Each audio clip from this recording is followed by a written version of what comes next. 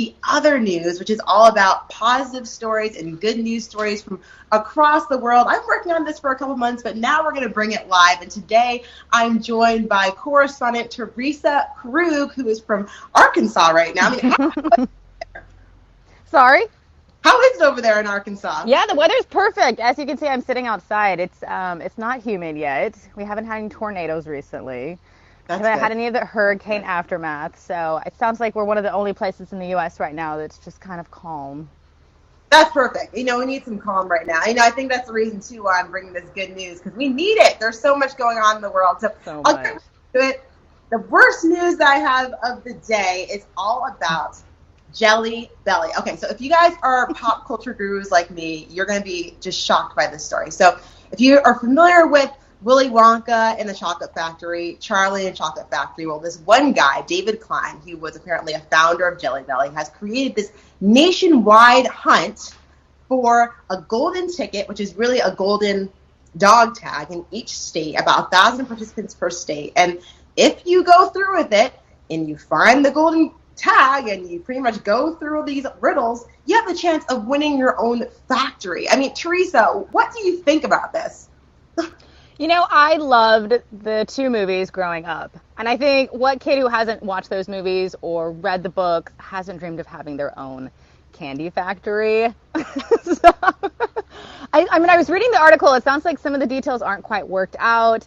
He's like hiding it somewhere. It's a treasure hunt or something. So I'm curious. Excuse me. Yeah, I'm curious to see how it all works out. But I'm sure there'll be a lot of people looking for it. Oh my gosh, no, me too. So I'm curious as well. So my question is, what is the condition of this factory? Like what if it's kind of like, like the factory from 30 years ago that they're just trying to start to work on? And then I'm also curious, I mean, is candy still a thing? Like, do you think, I mean, what would you be selling a certain type of candy there? Do you think that you would make it work if you could? You know, I love novelty candy shops. So when I go into like a, sort of a throwback store when I'm traveling, or when I was traveling before the pandemic, I always liked finding the novelty candy stores and finding, like candy cigarettes. I mean, things that you probably wouldn't want to give your children at this point, but I would hoard those and then send them to my family and my friends. So I think that they are still a thing. The other thing is, I'm also curious the condition of this factory. Who knows? And he has said that he's basically handing over the keys and that he is there as a consultant if you need him. So I'm wondering how many people out there just right out the gate would be able to just set up their own candy business store and be off and running and successful. I'm telling you right now, not me. I mean, I think if I had that, I'd probably just put all the candy that I like, which is just mainly chocolate. So it would be Willy Wonka, just 2022 or whatever. But I mean, I feel like I'm curious because I think the question is, do people have the knowledge base to actually run their own businesses, especially being a candy factory? But at the end of the day, it's something positive, something to distract us all. And you know what? It's a way to get yourself out of the house. Hopefully people can be socially distant during this time. Yeah, well, it sounds like he's only giving away so many tickets or tags or something. So I'll be curious to see if there's a mad dash or not at the supermarket. Oh yeah, no, me too. I mean, I kind of wish that people could just find it and open it up like Charlie in the movie, but oh well. And then another story that definitely caught my eye today was about this young kid. His name is Cartier, and he is from Virginia, 11 years old. So get this, he started his own lemonade stand, and through this lemonade stand, made thousands of dollars. And what does he do with it? He donates it to single mothers and buys thousands upon thousands of diapers. I think he's at 22,500 right now. Incredible story. I mean, have you ever even thought about something like this or been able to actually, I don't know, been this much of an entrepreneur? Yeah, I haven't personally done that, although I know, again, just from traveling, like diapers are very expensive. People are constantly coming up and asking for money for diapers, so I'm sure this is a huge relief for all those mothers. I think the other great thing about, sort of one of the only silver linings of this pandemic is that we're hearing a lot more good stories like this. People Yes. are so desperate for something that doesn't have anything to do with COVID or losing your job or all this other sad news we talk about on Quick Hits News all the time.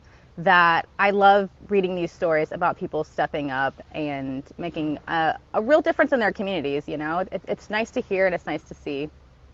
Yes, no, me too. Absolutely. I think it's just so needed. And I think what's happened before, especially with the news cycle, is that we would ignore the good news stories or not really think of them because it's kind of like, well, it's not what's important.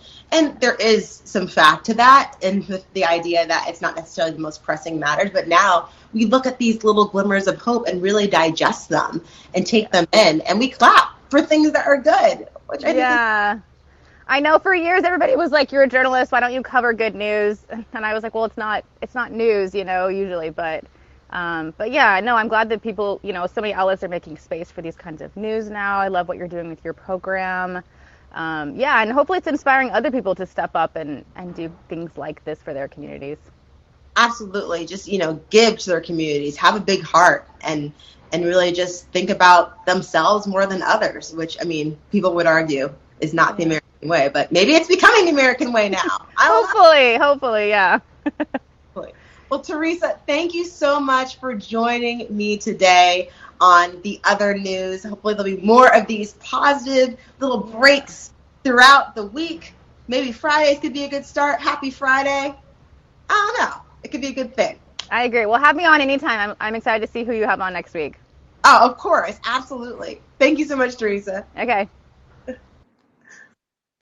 And you guys, thank you so much for tuning in to The Other News. There will be more of these as more good news trickles in. If you have any other updates or positive news from your personal background and or from your communities, please feel free to send it directly, tweet me. There you go.